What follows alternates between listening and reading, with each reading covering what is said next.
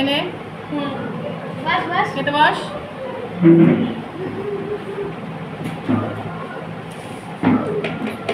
লাউ পাতার বাটাটা না দারুণ হয়েছে, গরম ভাত দিয়ে হেভি লাগছে। খেয়ে দেখ লাউ পাতাটা দিয়ে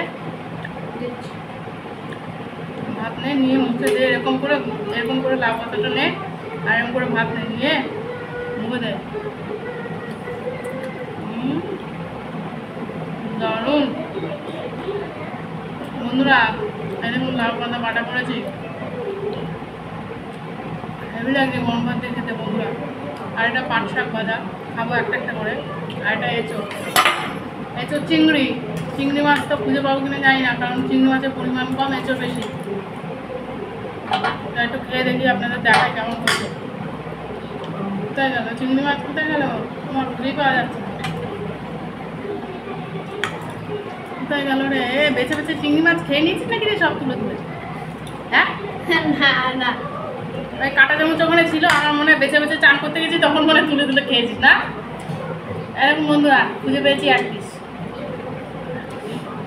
মানে যতটা এঁচোড় ততটা তো চিংড়ি মাছ দেওয়া সম্ভব না, এইটুকু ছিল, গন্ধে গন্ধে এখন খাওয়া হচ্ছে আর কি।